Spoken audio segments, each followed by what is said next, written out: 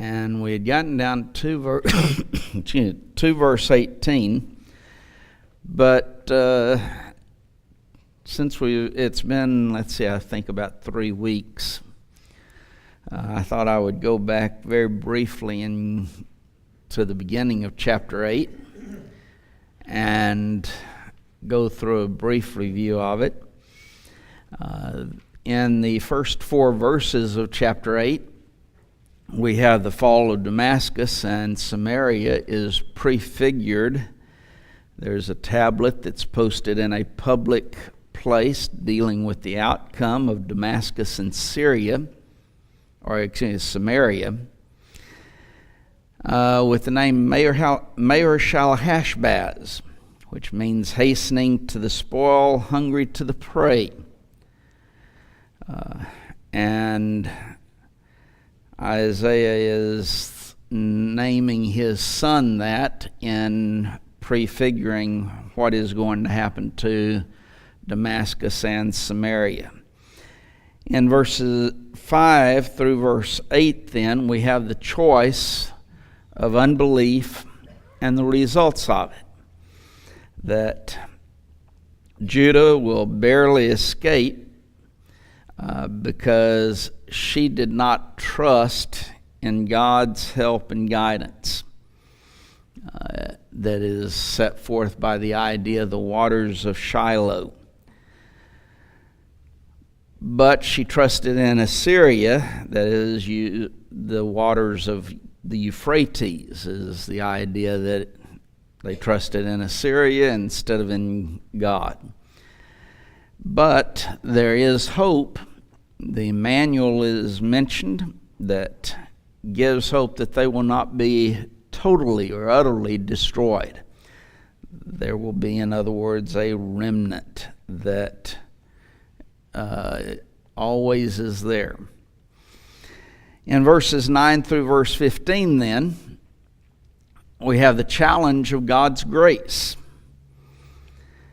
The enemies of Judah are not going to succeed because God is with Judah. And Isaiah is instructed not to go along with the people in trusting Assyria. And a word to him as far as not fearing those who would call him a traitor.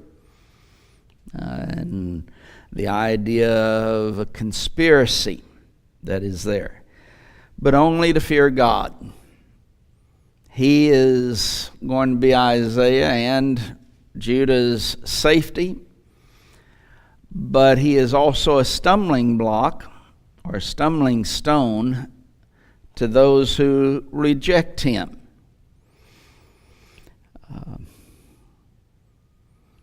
When we went through that, I meant to mention something and I had forgotten to, because there's a quote from, or that Peter uses in regards to this, that Christ becomes that stone of stumbling, that rock of offense and a snare. And that's found in 1 Peter 2 and verse 8 in regards to their rejection of Christ and his word. But there's a underlying theme as well that refutes the Roman Catholic doctrine of Matthew 16 and verse 18.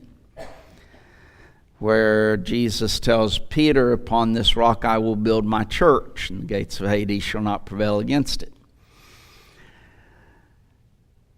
The Roman Catholic Church comes along and says that Peter is the rock, and that thus the church is being built upon Peter.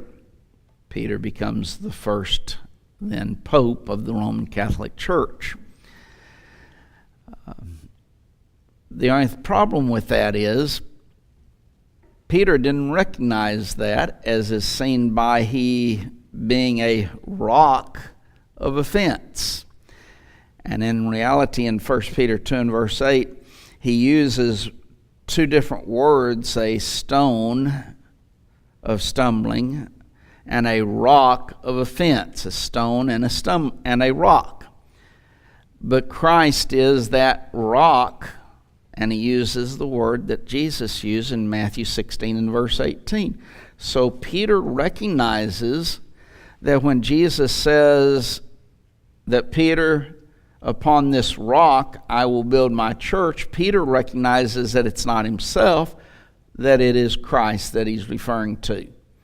And of course, Christ is referring to the statement that Peter had made, that thou art the Christ, the Son of the living God. So verses 16 through verse 18. This section is the challenge to trust God's grace alone. And Andrew, I was right. This isn't going to work again, so you're going to have to move it whenever we need it. But he says, to bind up the testimony, seal the law among my disciples, and I will wait upon the Lord that hideth his face from the house of Jacob, and I will look for him. So he's saying that the word is sealed up for future generations,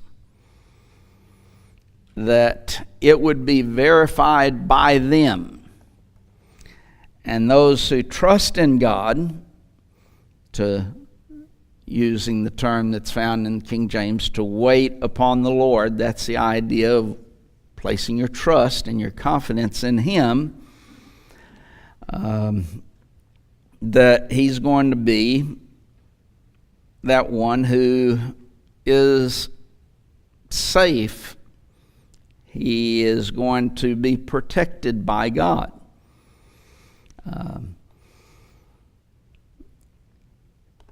And you have the opposite aspect as well, that God is going to be hiding his face from Israel. There's a destruction that is coming, and God hides his face from the house of Jacob. So God is turning his face against them. So now then, verse 18. See, y'all didn't think I could go through those verses that quickly, did you? Verse 18. Behold, I and the children whom the Lord hath given me are for signs and for wonders in Israel, from the Lord of hosts, which dwelleth in Mount Zion. So both Isaiah's name and his children's name. Now, Isaiah and his children would be Shear-Jashub and Maher-Shalal-Hash-Baz. Now then, how many remember what all those names mean? Because it is a sign. Those names are given as signs and wonders in Israel. Well, Isaiah's name means what? Anyone remember?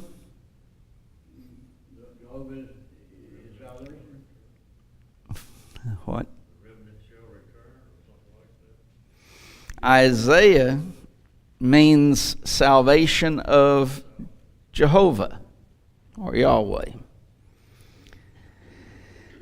Shear-Jashub is what Paul was saying, a remnant shall return. That's the one that you were thinking of, Shear-Jashub. A remnant shall return. Maher-Shalal-Hash-Baz means hasten to the spoil, speed to the prey. Or some put it, the spoil cedes, the prey hastens. All three names, I and the children, so all three names were signs. Now, what is a sign, basically? It can have reference to a miracle, but it doesn't here. A sign, even if you're dealing with a miracle, is that here is something that points to something else.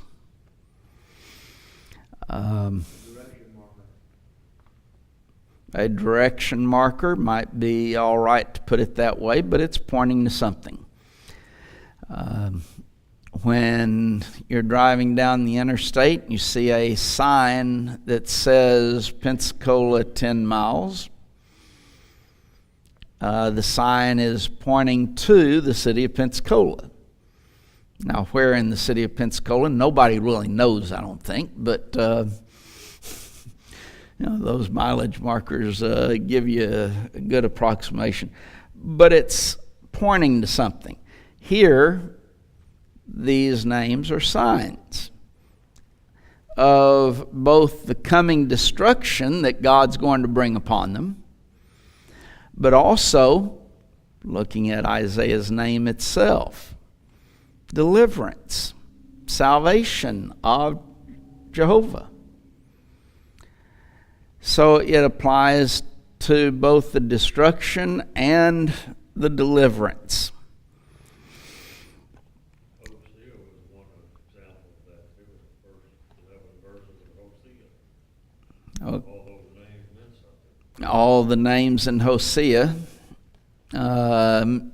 the three children, and I was trying to think of the three names, and I can't remember them all. Gomer,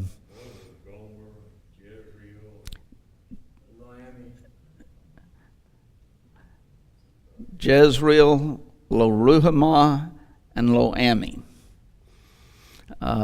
Those three names were...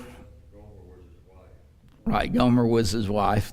That's why I kind of omitted that one. But the names of the children they were signs. They were stating something to the Israelites. Somebody turn over to Hebrews chapter 2 and read verse 13 for us. And again I will put my trust in him, and again, behold, I and the children which God hath given me. Okay, the children, both I and the children which God hath given me. See a parallel in what is being stated here? Behold, I and the children whom the Lord hath given me. The Hebrews writer is calling upon what Isaiah is saying in this verse, alluding to it. In Hebrews, though,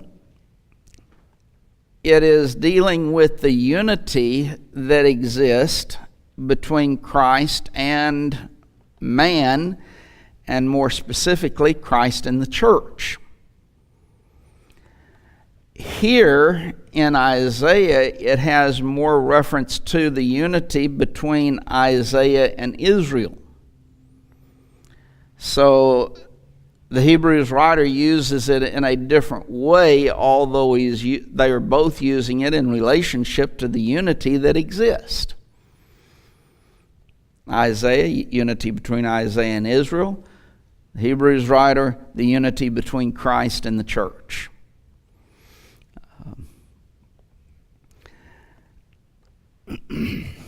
So the Lord of hosts, which dwelleth in Mount Zion.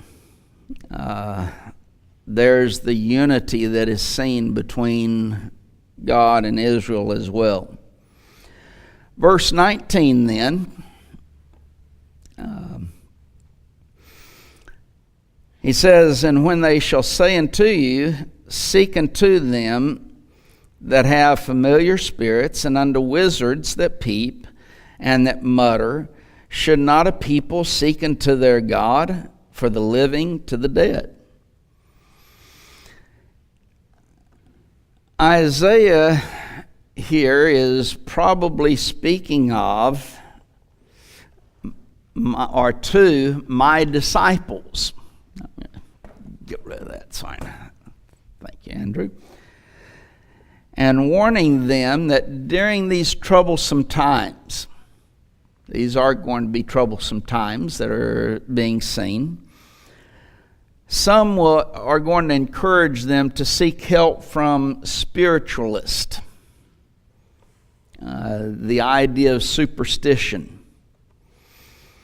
And in particular, those who would communicate with the dead.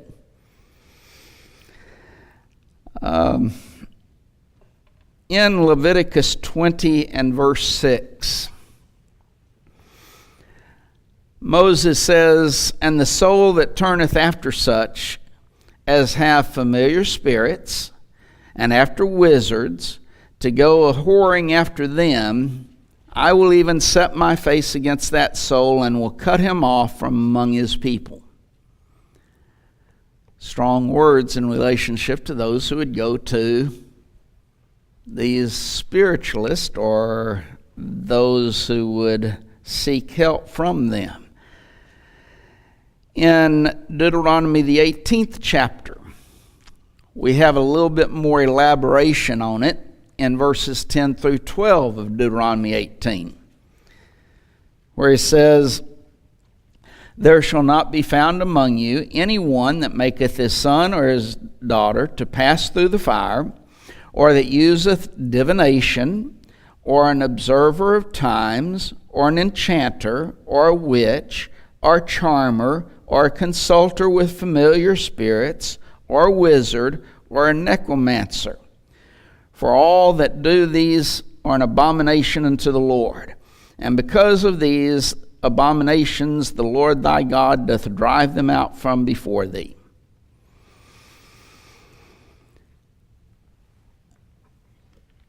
Why are these type of things an abomination to God? They place their faith and trust in something besides His Word and Him. They're distracting themselves with idols. I guess. I don't know what other than that what it could be. Okay, placing their trust in those things instead of God.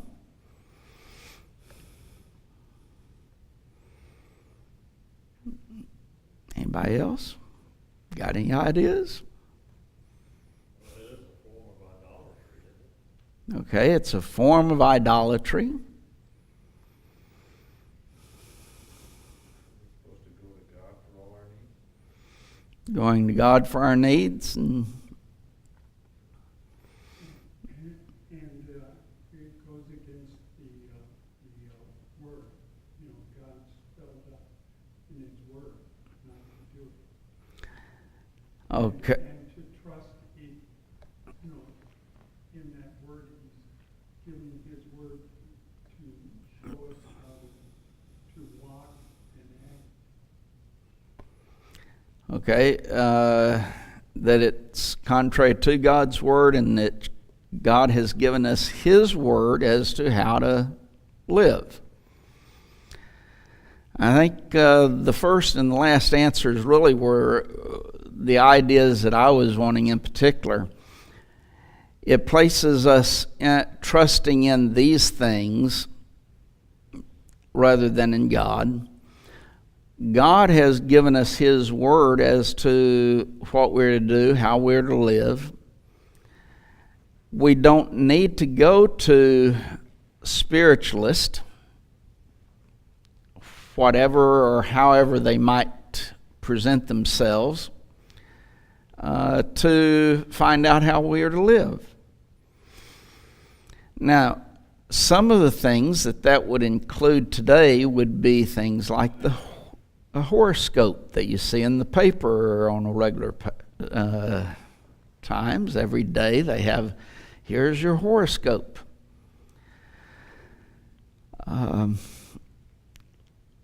By the way, all of these things also that supposedly tell you these types of things, palm readers, I think we've got one right down the street, don't we?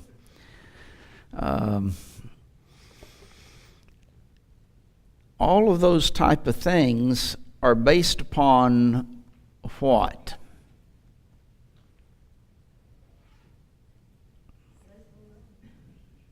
Hmm? Superstition? Superstition, but there's something behind it that is contrary to God's word. Based on wrong guidance. Well, it is, but that's not really the basis of it. I wasn't going to mention that, but yes, that's all an attempt on their part to make money. But there's something behind this. It is witchcraft, but there's something that's there. It is based on your life has been predetermined, and they're going to tell you this predetermination of your life. You know, read your palm. This here shows that you're going to have a long life, or you're going to have, and here's your marriage aspect and number of children. Well, how did that know? It's been, the basis of it is your life has been predetermined. Same thing with the horoscope. Your life has been predetermined based upon when you were born. And that aspect of predetermination comes right out of Calvinism. It's not God's word. God's word says we have a choice in the matter. This says basically you don't. Your life has been predetermined by you or for you. And so everything about it is contrary to God's will. Why would they seek, in this case, to communicate with the dead? For what purpose would that serve? Mm-hmm. The dead can't say the truth. Well, they can't say the truth, but what's it? They seek after it. I go over here to I go over here to someone who's going to communicate with someone who's dead for me. For what purpose? Isn't it basically going over there to tell me what to do and what the future holds? And kind of combine the two then.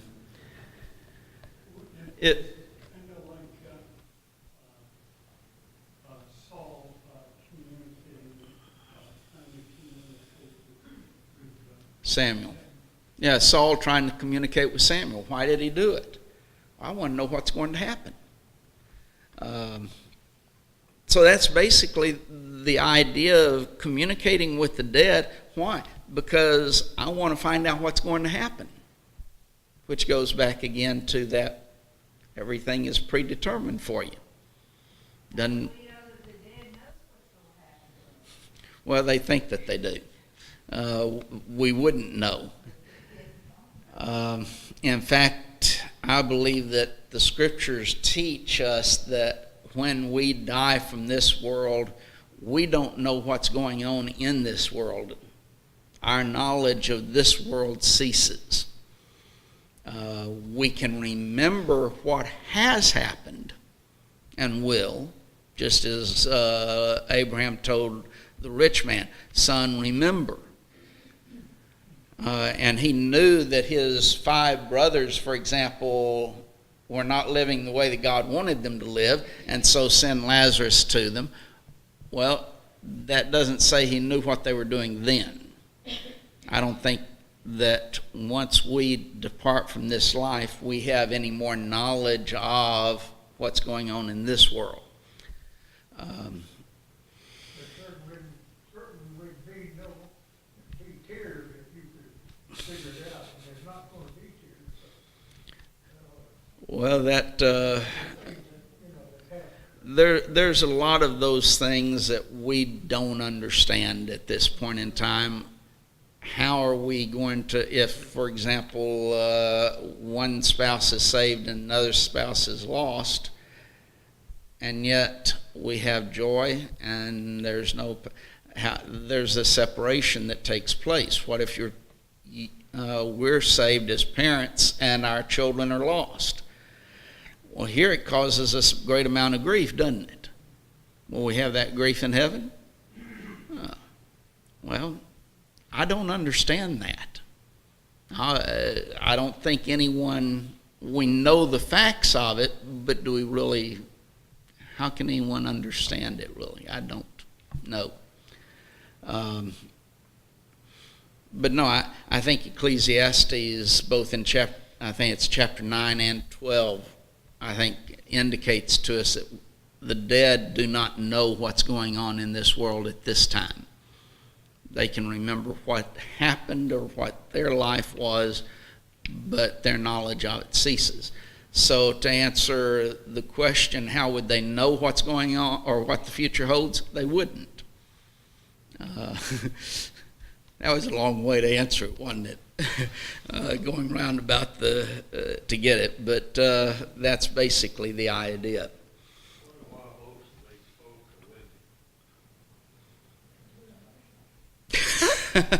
Okay, your wife answered it for you, and I'm going to leave it at that. That why are they mostly women? Because women are emotional.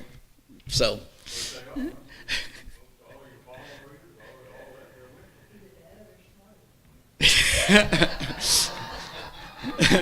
Either that or they're smarter from the men. Well, obviously that cannot be true. There might be an aspect of the emotionalism. There might also be an aspect of appealing to men from the standpoint of the basic underlying sexuality that is there. I don't know, to be honest, as to why they're mostly women. Years ago, all those ones that witches that were in Salem, all women.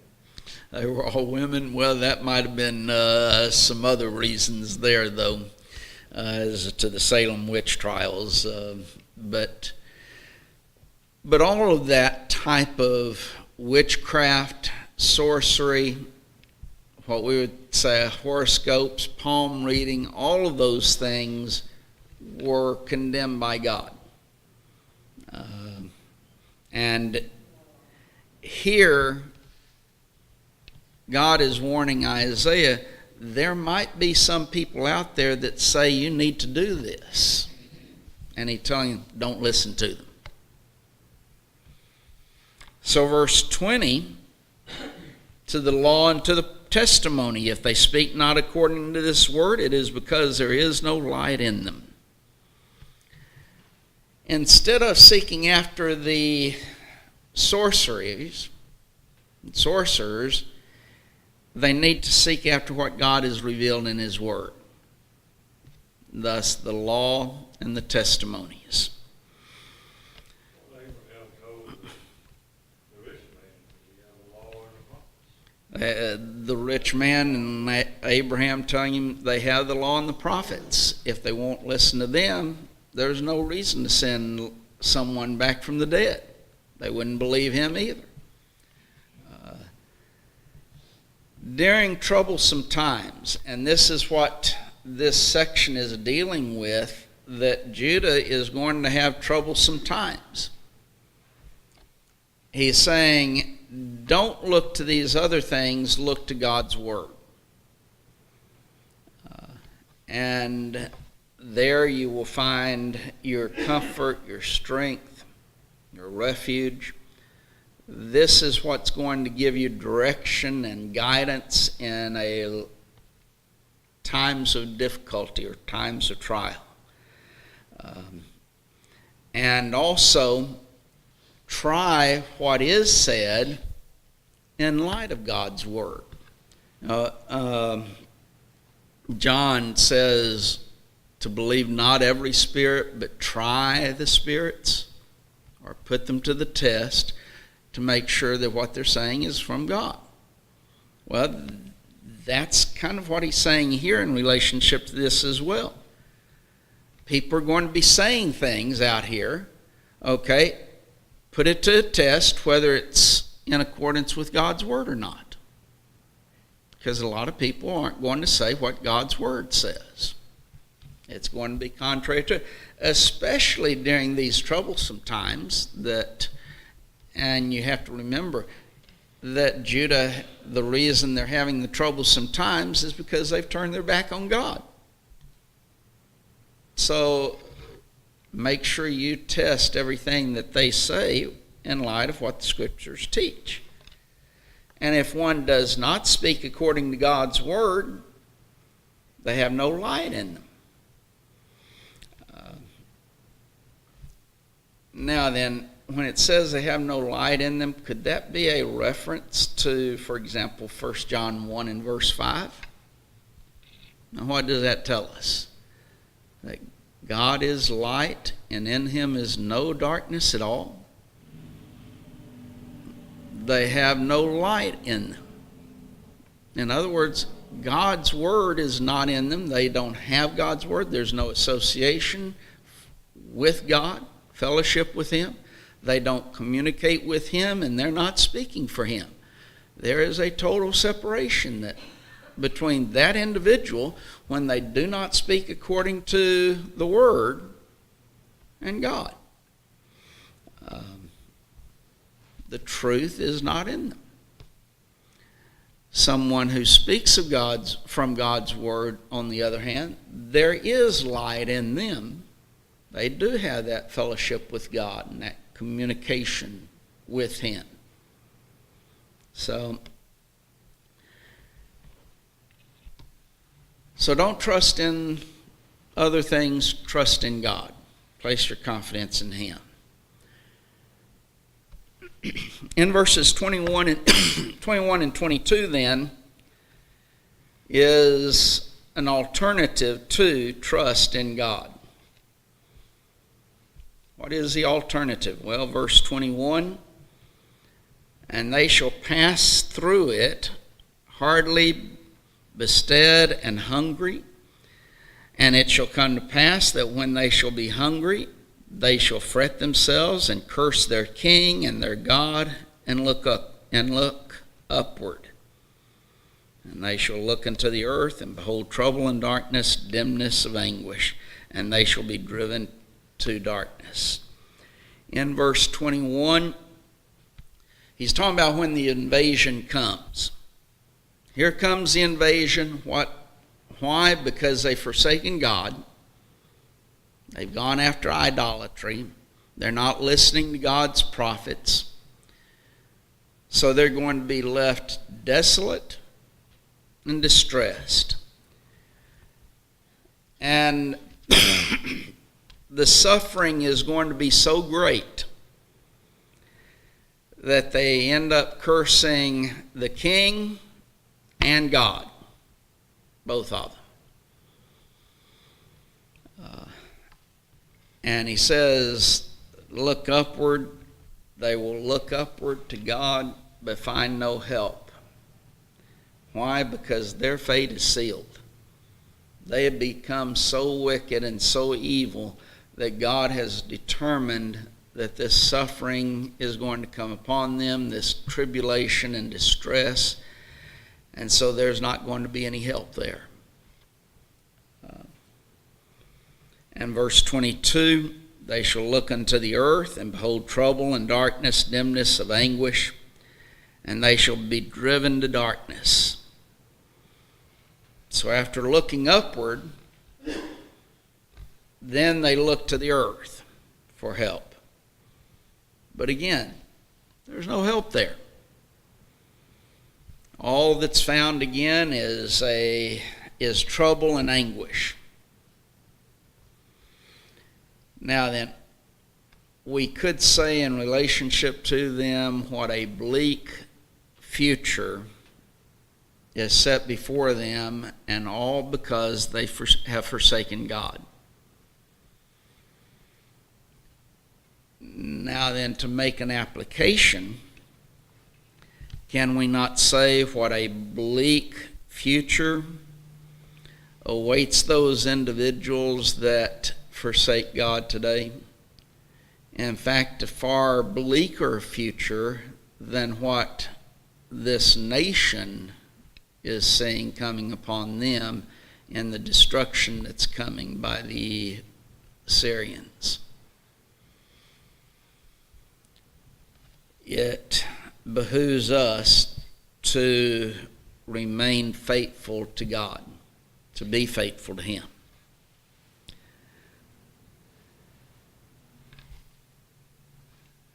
Chapter 9. See, just moving right on along, aren't we? In the first two verses, Emmanuel the Great Light is how I title these two verses. He says, "Nevertheless, the dimness shall not be such as was in her vexation, when at the first he lightly afflicted the land of Zebulun and the land of Naphtali, and afterward did more grievously afflict her by the way of the sea, beyond Jordan, in Galilee of the nations." Going on through verse 2, "The people that walked in darkness have seen a great light. They that dwell in the land of the shadow of death, upon them hath the light shined." Zebulun and Naphtali, mentioned specifically here. Where were they located as far as the land of Palestine?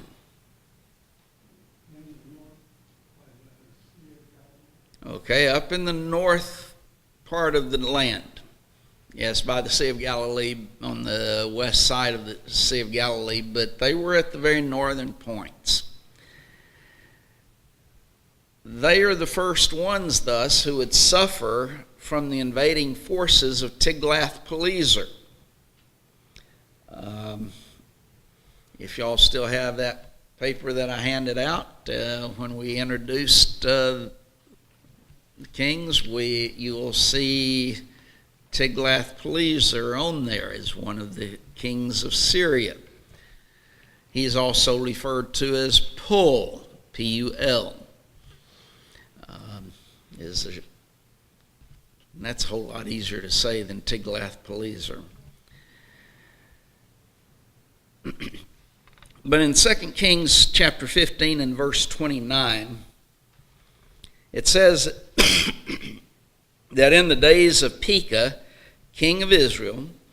Now you remember how Pekah is referred to here by Isaiah?